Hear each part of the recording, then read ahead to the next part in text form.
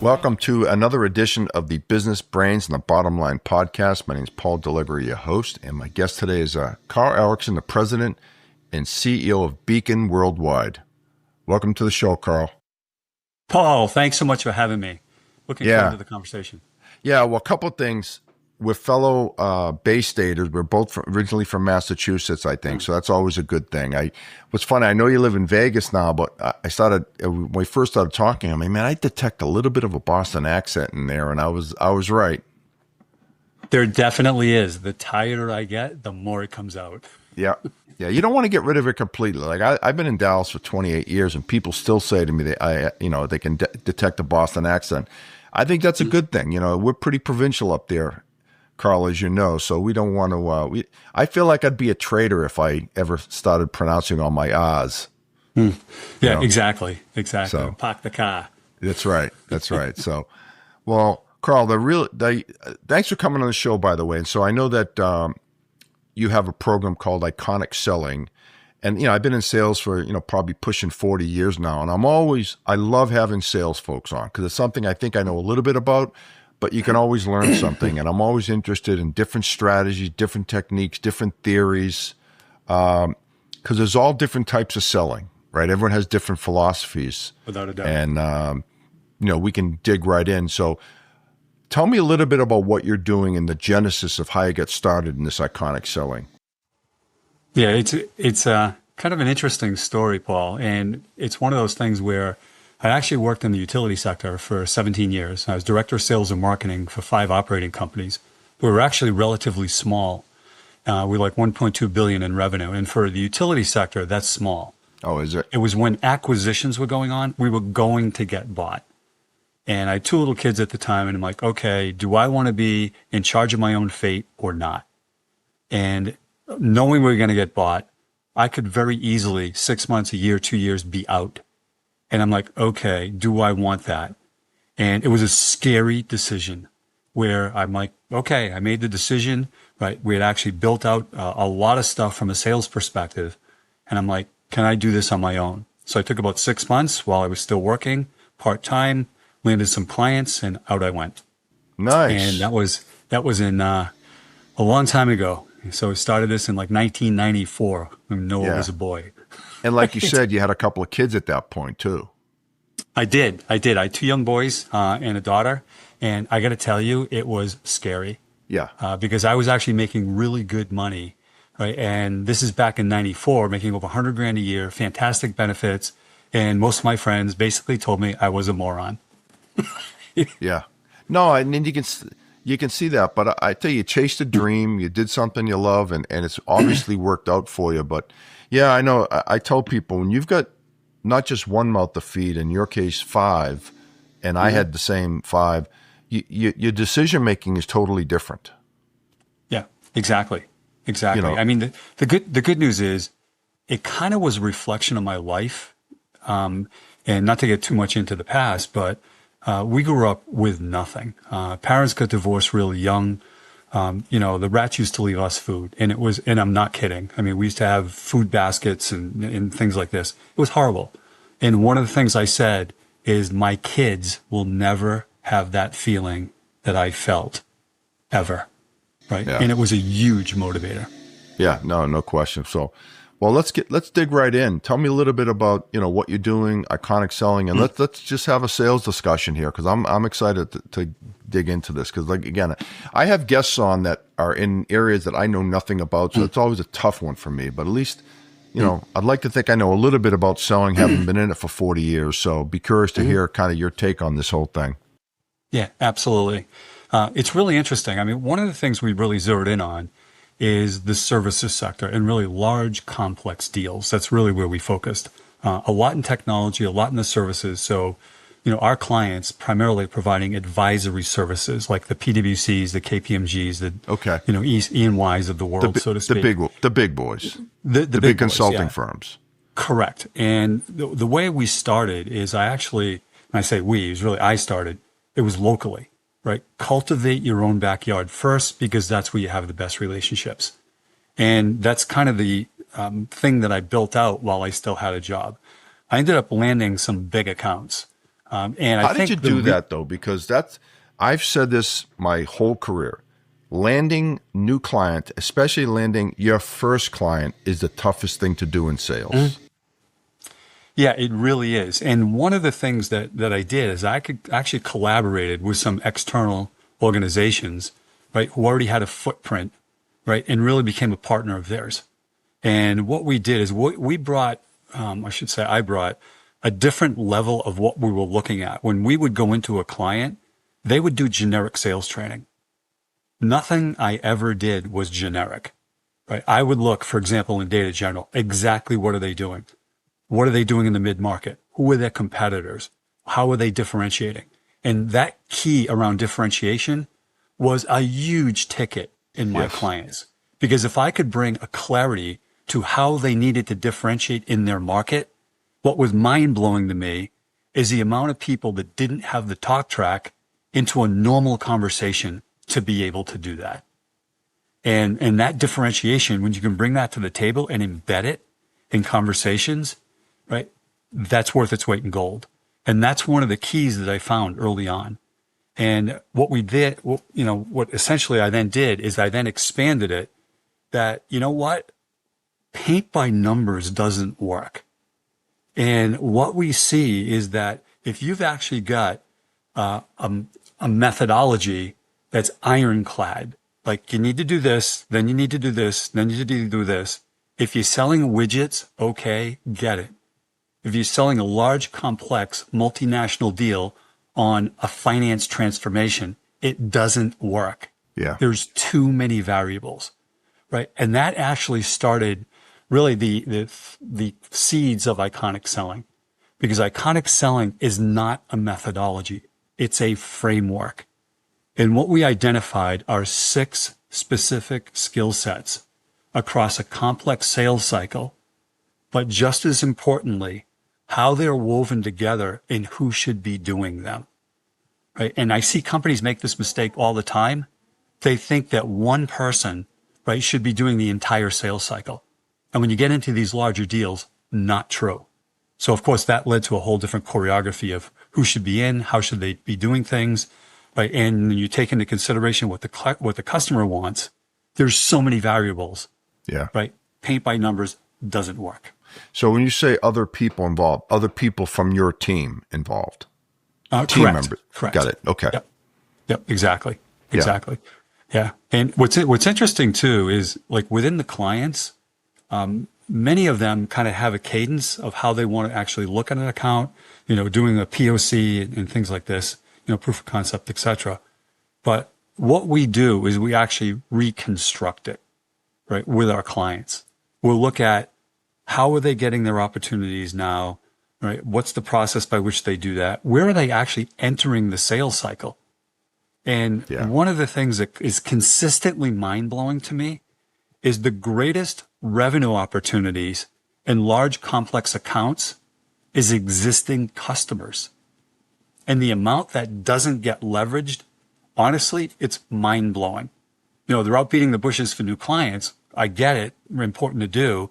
But how do you temper that with the foothold that you've got and expanding that to actually include more services to your existing accounts, particularly in the big 4, worth its weight in gold.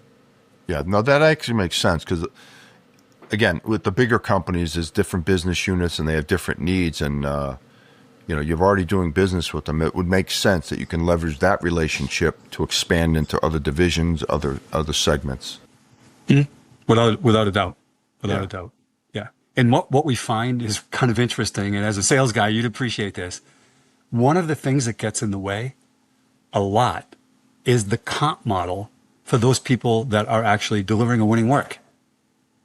So one of the things we see, you kind of eat what you kill. And in your larger organizations, it really shouldn't work that way, right? That's an important component. But how do you set up really team objectives, team selling? Because in these larger deals, it's real simple. hunting in packs is highly efficient if it's done correctly. Yeah. Especially, like just as an example, we've done work with half the Magic Circle law firms, right? So these are the big ones across the world, primarily housed in London.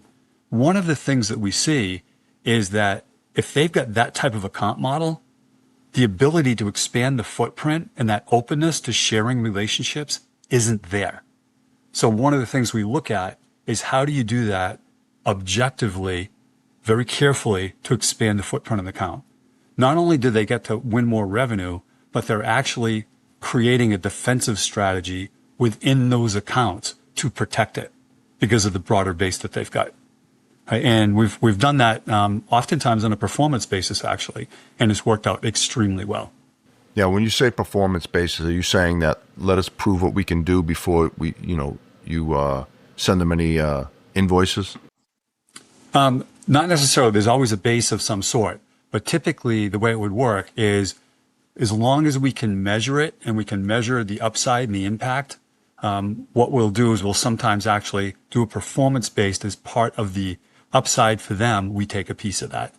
Okay. And the key is getting the right measurements in place on those things. Sure. So, yeah, that makes sense because now you're putting your money where your mouth is, right? Correct? Without a doubt. Without a doubt. Right. One of the things that's really important, and as a sales guy, you'll know this too, is what's the span of control they give us. And one of the things that we've done is that just naturally evolved into fractional leadership. So we're at the point now where we'll actually step into companies of various sizes and literally run them, right? From a sales, marketing, and operational point of view. The one we had recently as an example is in the ophthalmology space. It's a place that, and we've done a lot of work in healthcare, but we've done a ton of work in the ophthalmology sector. So one of the things we did is in this particular company, we do a lot with call centers. We started there, right? And seriously, the metrics were awful. 45, 50% staff turnover, right? Getting paid terrible. Training was lacking. The conversion rate of, patients to appointments and things like this was awful. The no-show rate was awful.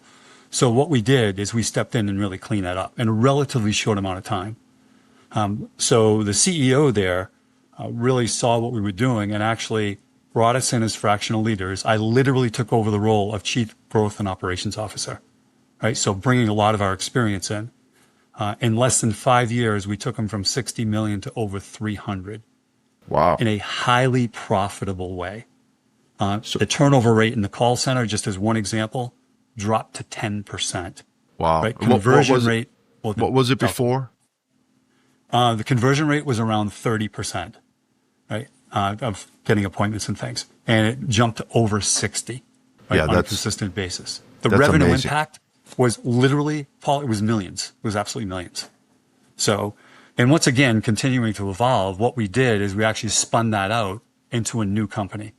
So we actually have a company that's specific on ophthalmology called eyecarechat.com. And we use a lot of AI. It's best practices, which we did tons of A/B testing, et cetera. So, our ability to continually evolve seriously makes a huge difference. And no matter who you are in what sector, I think that's a principle that absolutely people should think about. Yeah. No, it's funny you say blueprints sometimes don't work for everybody, but in a niche market like ophthalmology, you did it for one company, you can do it for another. Yeah, and we have actually. Yeah. We've got multiple clients in that sector. And it's interesting what people don't really understand influences the patients at specific points in really what's a sales cycle. And so we've dissected those to the nth degree. And our use of AI as an example was used to address specific business problems. So just one example of that, no-show cancellation rates in healthcare are a real problem. So one of the things we saw when you get what's really surgeries that are not mandatory, it's not because of a medical need, it's because you want it, like LASIK as an example. The no-show cancellation rates on things like consults can be off the chart. 22%. It's not unusual. So we brought in AI. This is like 5 years ago now. We brought in AI, created some avatars for the doctors. So now when the patient sets an appointment, they get a text link of the doctor confirming their appointment with a video that's like 30 seconds long. Dramatic, immediate impact on no-show cancellation rates. And needless to say, the value of that was off the chart. It paid for itself in like the first month. I was going to say, it's funny you're reminding me. I get text messages anytime I have an appointment with my doctors, whatever. I'm always getting text messages and reminders, and Absolutely. Yeah. Absolutely. It's interesting though. Definitely keeps us busy. So, you've been working on this for, like you said, something like 30, 40 years now. And obviously there was an evolution, right? Yeah. Now, and you also, in addition to going into companies and helping them in their sales process and operations and all that, those types of things, you do have courses that you, in iconic selling, or I'm not sure, am I terming that correctly? Yeah, iconic selling, correct. Iconic selling. Tell me a little bit about those. Like, who's your customer there, and what do these courses entail? Yeah, the target for those is enterprise salespeople or enterprise sales managers. That's the ideal target for those courses. And what we've done is we've taken essentially 30 years of experience, not only running sales forces, but actually implementing this across various size companies from startups to the big four. And we've now really honed it. And what it is we've broken into 8 courses, all online. And every course has an assessment, which quite honestly is not easy, these assessments. And they're not intended to be easy, right? Because we want people to understand the nuances and the details of what the questions are. There's about 60 videos as well of specific tactics and strategies with examples as to how they were applied. And we use 2 different types of case studies through the program. And the case studies are actually a smaller organization and then a larger organization. So if you're selling to smaller companies like dental, chiropractic, even ophthalmology, that's one set. If you're selling to like the top FTSE 100 as an example, that's a whole nother set. So we've got different types of examples across this. So enterprise sales reps are really the target. And the coolest thing we did, and I don't know of anybody that has this, once they've got the foundation and a really good understanding as to some of the nuances of what we do, it took us a year to build out an AI portal that is a coaching portal for enterprise deals. And to say that was a pain to do is an understatement. There is so much crap on the internet that we would never, ever say, never, ever do, right? And the biggest part was putting up the guardrails to filter that stuff out. So, and that's on a subscription basis for like $8 or $9 a month, right? To actually get that on a regular basis where you can just interact with the AI agent. And if you want real-time coaching, or if it gets too involved, we're available to do that as well. And that's something we've launched recently. And, response so far has been really good from those that are actually signed up. Yeah. I mean, for the $8 to $9 a month to be, have interaction with the agent, what are the typical type of questions that sales guys are asking? Asking of us? Yeah. Yeah. So just as an example, they might be looking at, okay, how do I ensure my qualification process is ironclad, as an example? So one of the things, just as an answer, we look at things like this and we go, okay, how are you actually establishing with your contact access to others? What's the conversation you're sequencing, right, with that individual? How are you doing that? Are you able to put any type of billable or paid for steps in place during the qualification stage, right? How are you actually fleshing out who might have the power or not? What's the sequencing of those questions? Because if I just right out of the gate, hey, you're the decision maker. Sorry, that's a really stupid question, right? Because right away you're almost undermining this person if Yeah, they're not. you're insulting the person you're talking to if they are not the decision maker. You're absolutely right. 100% agree. So that's the type of stuff that, we really dive down into the details and we apply it to the specific account that they're working on.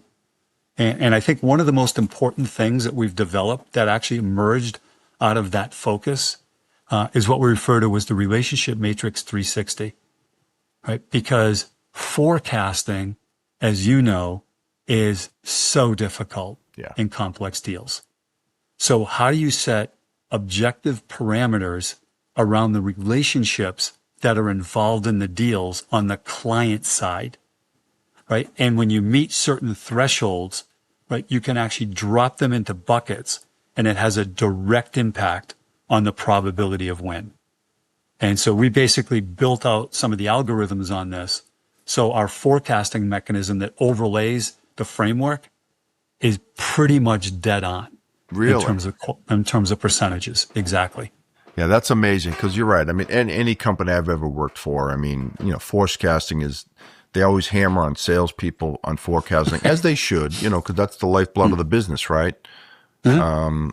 But I've always felt like it was somewhat of an inexact science. Like if a customer says to you, hey, I will be issuing the purchase order next Friday, then that's a definite date. But, there's approvals, there's lots of reasons why deals fall through the cracks or push. Huh? Yep, absolutely. Yeah, and we've seen some of those too. We had one complex deal that we're working on with a client, and they had access to power. Clearly, the senior people were all in favor of this. Everything was going perfectly. And one of the things we mentioned to the client is we said, look, who are the implementers? And have you spoken to them yet? Because it's, getting later stages of this, and these are the people that make it happen. Yeah. No, it doesn't matter. We've got access to the board. We've got access to these people, et cetera, et cetera. And we're like, look, guys, implementers, they don't have buy it power, but they got kill it power. So how do you actually interact with them? How do you getting them on board? Because this is something that you need to think about.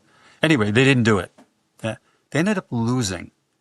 Fast forward, because we do a lot of win-loss analysis, when we went in and had conversations, right, because we suggest third parties like us or others, the implementers were so pissed, quite honestly, with the way it was done and the fact that they weren't in the queue on the decision-making process. They went to the senior leadership and said, you do this, find someone else to do this. We're not doing it because we don't think it will work. And they killed it. Yeah. Right. And perfect example of, they didn't cover something that they had been warned about, because they thought they knew it all. And that's one of the hard parts in this coaching stuff is you push them to a certain degree, but you got to let them run into the wall. Yeah. Sometimes. The reality is it's their company, it's their business. Exactly. You got to, that's a delicate balance right there. It definitely is. It definitely is. And we've had some pretty lively discussions with clients on some of this stuff, as you might imagine. Yeah. Yeah. And sometimes we don't get to see what goes on behind the curtain. Mm-hmm. Right. We may have some good relationships here and there, but like you said, when the implementers are talking to the leaders, you hear rumblings that people aren't happy, but unless you have a direct relationship with those implementers, for an example, you're never really going to truly know. 100% correct. Yeah. Right. Yeah. Your agent experience is talking. Well, you lose enough deals in life, you tend to learn a few, Without a doubt. Well, so, to your point, I have one deal that I always refer to. I was in my 20s and a pretty large deal.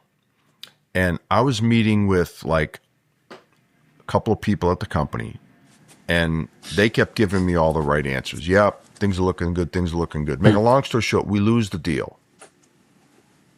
And so I went in to do a debrief. I'm like, you told me everything was okay. And this is just youth and inexperience. I never asked any tough questions. Evidently, the competition had put some fear in their mind, some FUD about our support capabilities. Wasn't true, but they believed it. and weren't able to refuse. That's one of the things I like to do is, hey, look, is there any reason why you wouldn't purchase us? Let's get that right out on the table, because I call it flushing the negatives out, because if they have any reservations about you, you've got to find those out up front, or you are 100% going to lose the deal. That makes sense to you? 100% agree. Yeah. As a matter of fact, knowing who your competitors are, who's actually in the account, and how they try to differentiate is really important. So when we look at this, like we've done a lot of work with the Big Four, like I mentioned, with the big one being our work at PwC, with some phenomenal people, absolutely seriously phenomenal people. One of the things we realized, one of their competitors, every single time at the 11th hour, if they were losing, they'd play the FUD factor. Sure. Right? So what we did is we identified that, and we would preempt their conversation with the client previous to it happening. We said, look, this is the way they're going to respond. And I got to tell you, there were so many times the client came back to us and go, they did exactly what you said they would do. Right? And as a result, awesome. we disarmed it. Right? Yeah. And we would also play that card in our benefit as well. We had a pretty good size one. It was about $3 million deal. And what was really interesting is it was not brain surgery to implement this. And this company issued an RFP, request for proposal. And our client kind of came into the deal late. And I said, look, let's take a hard look at this. Right? This is not rocket science to implement. So, of course, what does everybody go to when they think it's not rocket science if they want to win the deal? Price. You got it. 100%. No, we need to lower the price. It's a race to the bottom, Eric. You got it. It's like, guys, stop, right? Let's examine this. So when we took a look at it, the two guys running this project were 5 levels below the chairman who got them involved in the deal. Yeah. So you look at this and you go, how much pressure was on these two guys? A lot was the answer. So we choreographed this to meet with them, have the conversation. And at this time, there was a global leader, right, for this particular sector. So we got the global leader to get involved. And what we crafted was an air cover plan that went all the way to the chairman. These guys were ironclad covered, right? So their risk diminished dramatically in this deal, right? We won the deal. It had nothing to do with the deliverables. It had to do with protecting them along the path of a highly visible deal, right? And it made all the difference in the world. Yeah. I mean, that's a big one. Risk is a big one. So I'm in technology, Huge. Right? Information technology. And, Cisco is a big partner of ours. And when you talk to people that try to unseat Cisco, they say, hey, you're never going to get fired for buying Cisco. They're the market leader in many categories. And so to that point, there may be some better solutions out there, but they're safe to go with Cisco, if that makes sense. Absolutely. It's kind of like the old IBM days of the 70s and the 80s. Yeah, when they were the nobody kings. Gets fired for buying IBM. Yeah, that's a great analogy, by the way.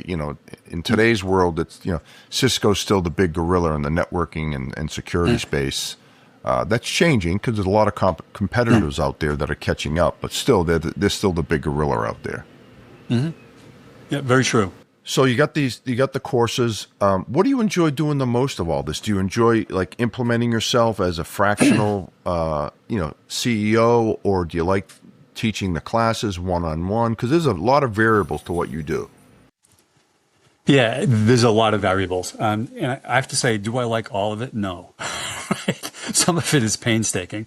The two things I personally like the most is, number one, coaching on large, complex deals. Yeah. And I have a couple of people that are phenomenal. When you are able to untangle that because you've done it 1,000 times before and know what questions to ask and know how to do that, right? The value that can bring to a client is off the chart. Yeah. I love that. I love my clients winning, right? Absolutely love that. The other thing that I actually really enjoy, even though quite honestly, it's painstaking at times, is stepping in and improving companies.